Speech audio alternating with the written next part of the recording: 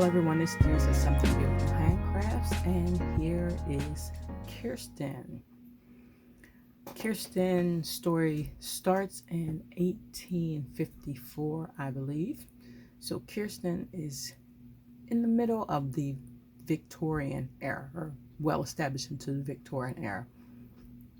Now, being European and also living in the Americas, her clothing is going to be very heavily European based. And when you look at her collection from American Girl or Pleasant Company, you're going to see a lot of Scandinavian motifs and things in her collection. In this case, though, I don't actually have anything of Kirsten's except for her meat outfit. So the Pleasant Company patterns are very European, and you'll notice that. They have in the collection, the patterns are her school dress and her birthday dress, her woolens, and her nightgown, plus her spoon bag and a shawl is what comes with her patterns. So for sure I've already started the school dress, and I'm not sure, well, besides the spoon bag, I'm not sure what else I'm going to make. Okay, in this particular picture right here, this view you're seeing here, you see her in her meat outfit. It's not a complete meat outfit, but it's mostly all there. This outfit is not a Pleasant Company outfit. When I decided that I was going to get the meat outfits for the dolls, it had already been a couple months since I'd gotten them.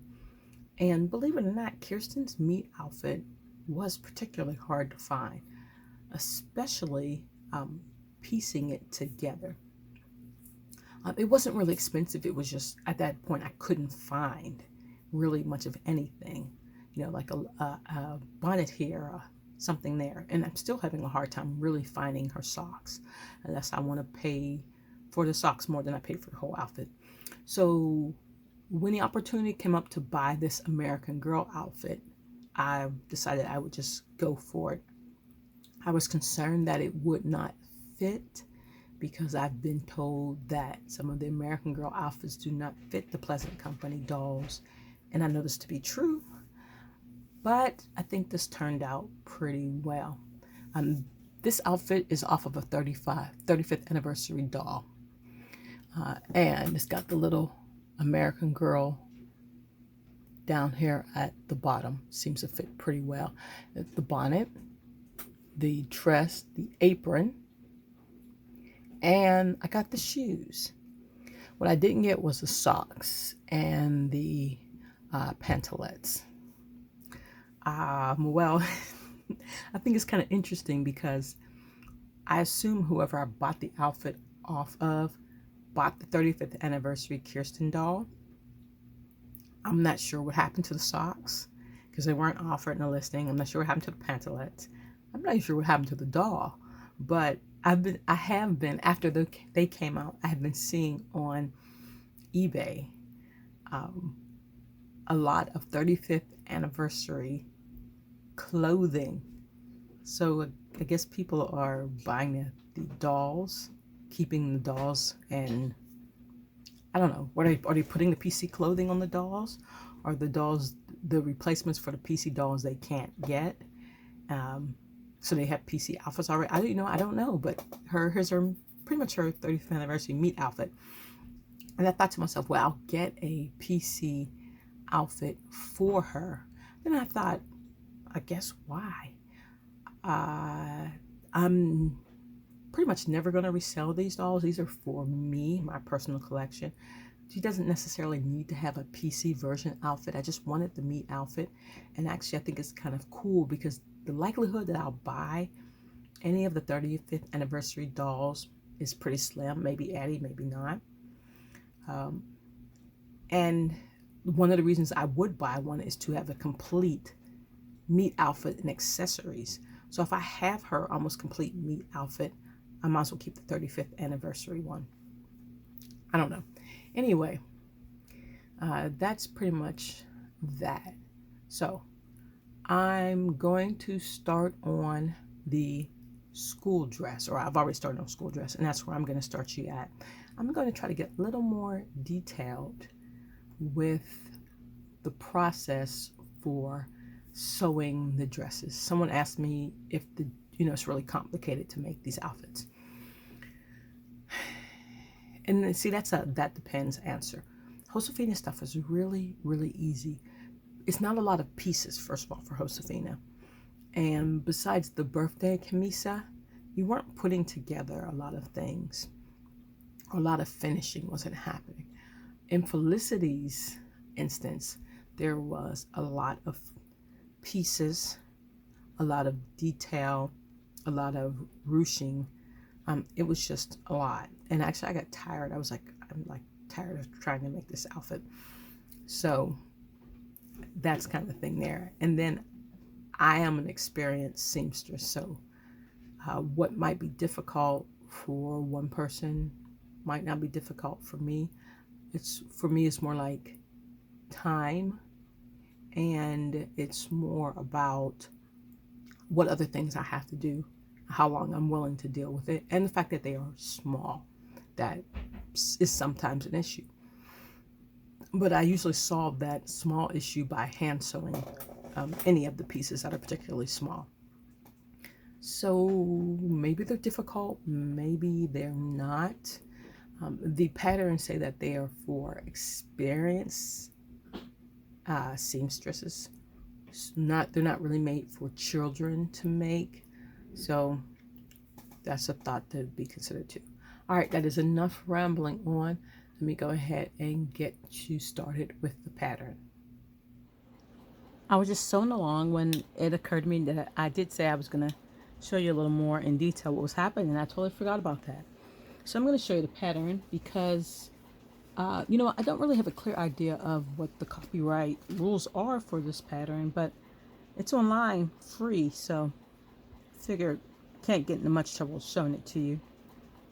So here's our pattern, and here's an example of the bodice. I cut out two because I had to fold it, and I meant to unfold it and cut out one, but I cut out two anyway, so I figure I can use this somewhere else, do something else with it. At any rate, so here's how this works. If you are not familiar with sewing patterns, there's your 1/4 inch seam all the way around, which is pretty standard. You get your gather between the dots.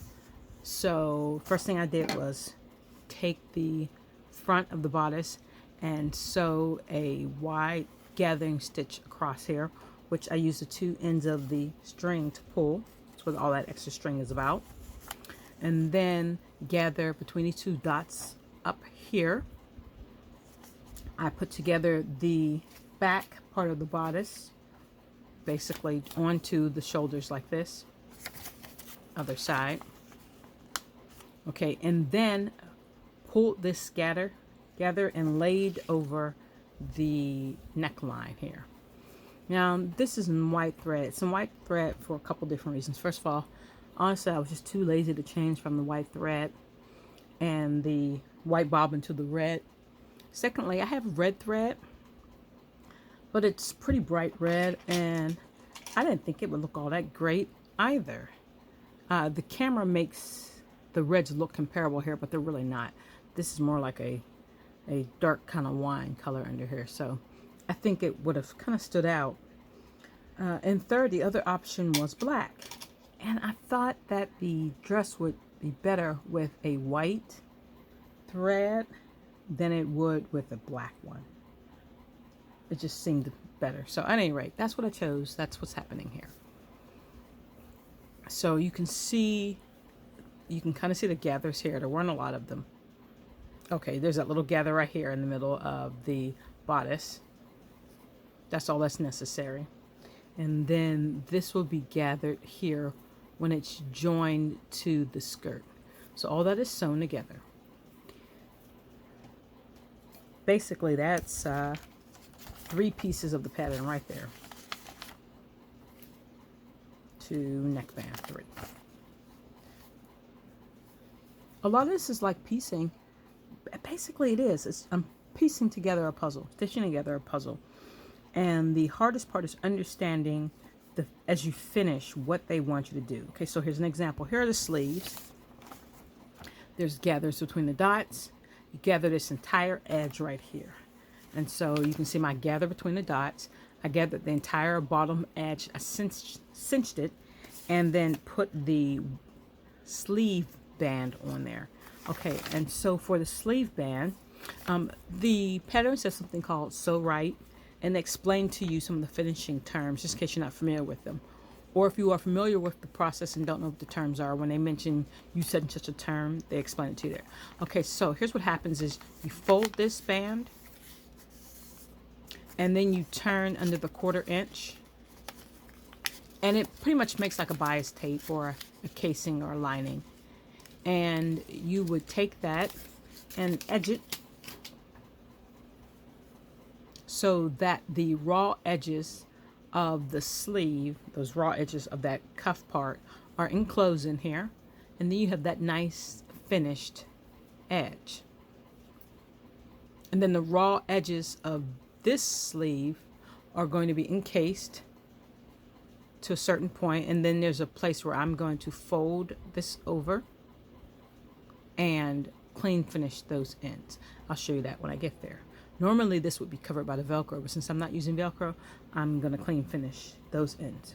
So that's pretty much where I'm at now.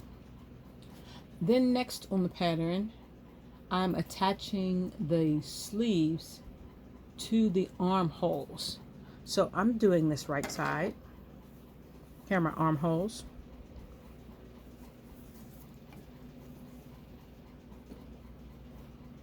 I have not cut the extra string at the ends because I didn't backstitch. And if you don't backstitch, then sometimes what happens is if you cut too close here, the ends will unravel. That's what I'm trying to tell you. So I don't want the ends to unravel, so I haven't cut them completely off. Once I sew around for the sleeve, I'll just turn everything back in once this is encased, and I will go ahead and clean that up. Cut all the extra strings off. Okay, so I'm looking at the pattern, and it doesn't appear to have any notches, right? It doesn't have me match up the sleeves any particular place. So I'm not going to worry about that. What I am going to do is I'm going to take my sleeves, okay, and I am going to, let me see real quick. Just close in here so to see where they end. I'm going to lay the sleeves down where they are going to end. Okay, this seam is not being sewn. I just like to pin that seam because it keeps this one together.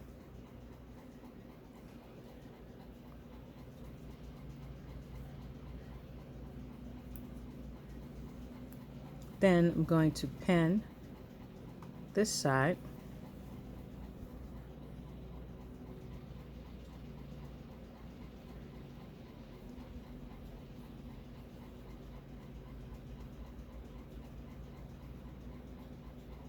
And this looks a little fiddly, and it's just a tiny bit.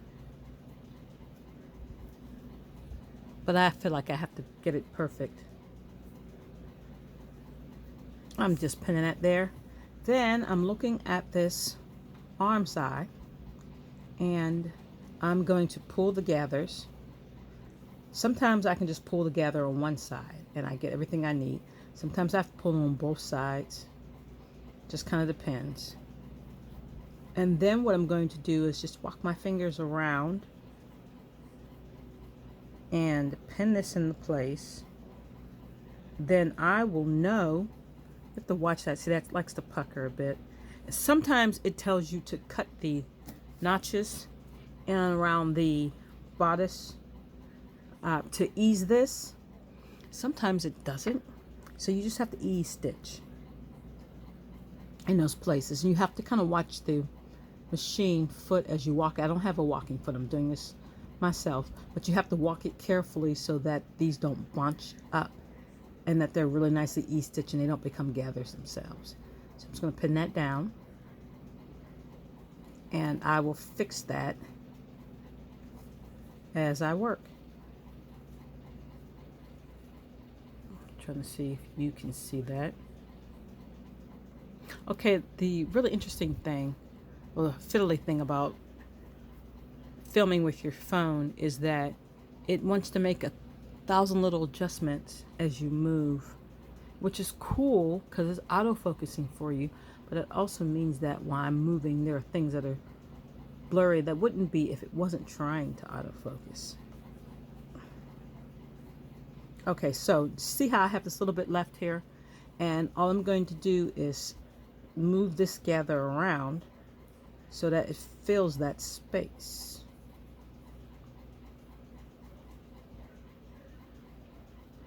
Okay. Lay it flat. No, it seems a little sloppy to me, so I'm gonna pull it in. Here's a little tidbit. You can see how when I'm here where the gather stopped and it doesn't gather for the first few. So when you're running your gather, run it a little past each edge, then it will actually gather between the dots. If you stop right at the dot, it's not going to gather in this little space right before that. So you run it a little bit past where you want it to be. Okay, but anyway, you see how that just kind of, well, it just popped out. You see how this fits. See how I'm turning it and curving it?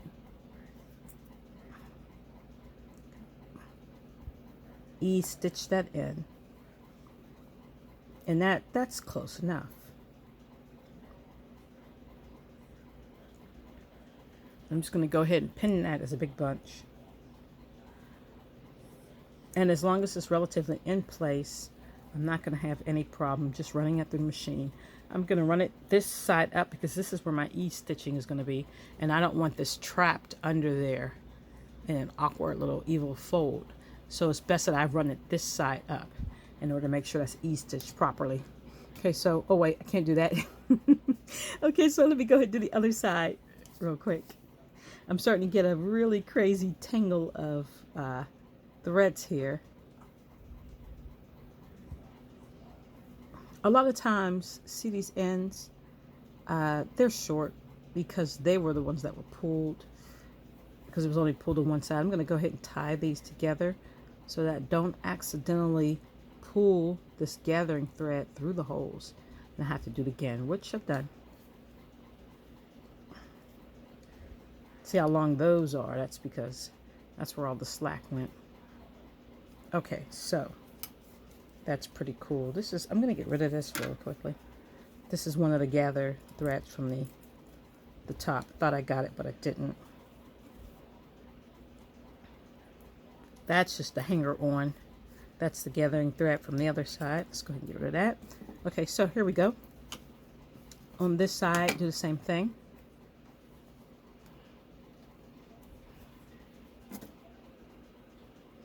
And I'm saying I'm going to have to do this video in like 2 parts because I'm already into 20 minutes. And I'm just barely got the arms on. Which is why for the most part, I don't generally do complete shows of how that I get this done. It's just pretty much basically, hey everybody, here's my fabric. And oops, here I am, I'm done. Oh, that is really getting on my nerves there. Okay, so here we go, matching them again.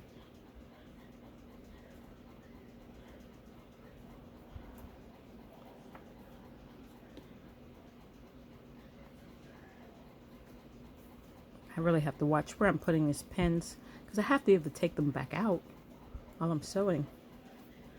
Somewhere that's not going to cause a big upset. I can pull the pin out, everything's going to go pop. I'm going to have to stop sewing and sew it again. And this is actually, it's actually easier for me to do this by hand. Because like I said, the foot is pressing against the material and shifting it. Of course, I don't have that problem if I'm doing it by hand. I can kind of turn it the way I want it. But it's also a lot faster to do it by machine.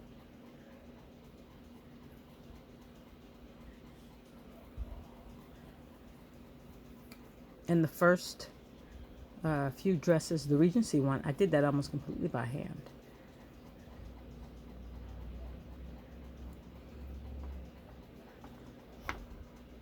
And tendonitis started kicking my butt, and I thought to myself, I do have a machine.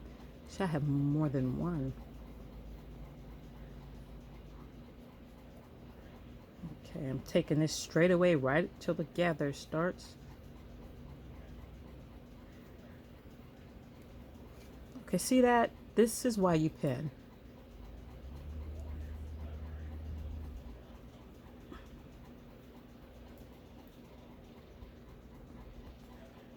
And places where I'm going to do the E-stitching, I turn my pin up a couple. See, and out a couple times. I really want to get that and stay in place.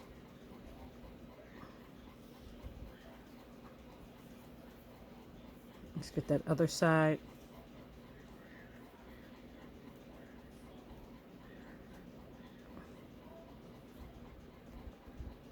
Come on, you. There you go. Trying to put it far enough down that I don't necessarily have to take the pin out to sew. I'm not going to run over the pins with my sewing machine.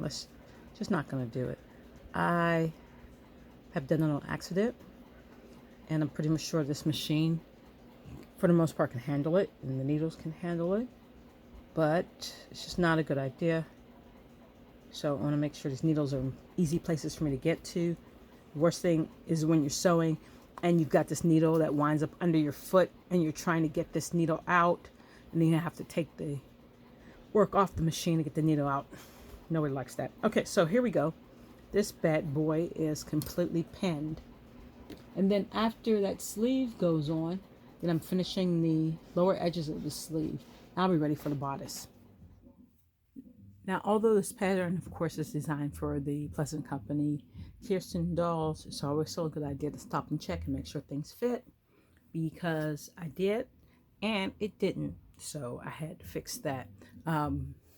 Kirsten has been restuffed. Kirsten is older, so those stuffings may not be where they once were. So it's just a good idea to measure your doll and check it out. So here I'm working on skirt, and Kirsten has those tucks, those growth tucks in her skirts.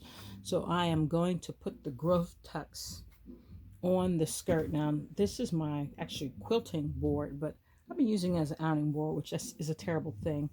Though I quilt, well, I don't quilt nearly as much as I sew or iron, so it'll be all right. All right, now what I'm going to do is I put the pattern down here. Let me see if you can see that. Iron is hot. We want to keep that away from Kirsten. Okay, so it gives you the measurements for the fold. You've got your narrow hem, you've got your fold for hem, you've got your top stitch, grow, stripe, and matching thread. And I'm just going to mark those places. Zoom in a little here. Make a little adjustment for that. Okay, there. So I'm going to mark this. I do have tape, and I have a chalk thing. I could get the chalk thing, but I'm not going to. I'm just going to mark this here with the pen. Mark this here with the pen. And I know that that's a 5/16 tuck. So of course I have my, let me see if you can see that, easy hem, which is really cool. So basically I would just take this over here and fold it up and iron it down, and that would give me the right amount of tuck. Do it all the way through. And sometimes I do these things without ironing them down. This would be one of those cases where I would advise that you iron it and pin it down for the best accuracy. So I'm going to go ahead and do that. Then I'm going to fold my hem, stitch my hem, and do the gathering. And then I'll put the skirt together. So I was listening to Angela Clayton while I'm pinning, and the phone is not in my hand, so this is going to be like the weirdest shot. Now, here's what actually happened. Okay, so I drew those 3 lines that you saw in the pattern, and then there were 3 more lines above. So you take the top of the 3 sets of line on the bottom. Try to figure out how to explain this to you. And you fold, that middle line is the fold line. You fold the top to meet the bottom. That's your first pleat. And you get those other 3 lines up there. You take that top one to meet the bottom one. You're folding on that middle line. And this is your pleat. So then, that's a better view. So then I'm just going to run the iron over this pleat. And I've got another third of the fabric to go. So once I've taken the iron over top of this pleat and it is ironed and I pin it down, then I'll pull up the fabric and finish the other third of it, and it will be ready to sew. So Kirsten's dress is complete, just needs a few snaps on the back, and I really enjoyed making this dress. Kirsten is just a really cute doll. I also made her pantalettes because she did not have a pair of those with her meat outfit that I got. If you notice, Kirsten is not wearing any extra petticoats underneath there. And she doesn't have a corset on because I don't think her particular American Girl patterns would accommodate the extra size for the dress. And I didn't make them, to accommodate the extra size. The other historical garments, it's assumed that the doll is going to have on the historical underpinnings. So they are made with that in mind. So that's just a thought. When I make a gown for Kirsten as part of that historical collection, then she will have her proper underpinnings. I'll be moving on to the Civil War era now, which is one of my ultimate favorites. When we start getting into the Civil War era and the late Victorian era and the Edwardian era, those are really my key points of interest in historical clothing. And of course, you'll find that out by the volume of patterns I'm going to produce for that era. Thank you so much for watching this really long video. As always, if you have any questions or comments, go ahead and put those in the comments section. I'd be happy to answer any questions about either sewing, machine sewing, historical sewing, or doll sewing to the best of my ability. And if you wouldn't mind, go ahead and click that like button. Help show support for the channel. Subscribe if you haven't already. And if you'd like to really support the channel, you can buy something from my Etsy shop, or you can buy me a coffee through the link down below. Now, if you go to the Etsy shop and you're looking for doll clothing, I've only been doing it by commission only. So then you would just press the button that says request and send me a message, and I could make a commission listing for you. Thanks a lot and have a great day.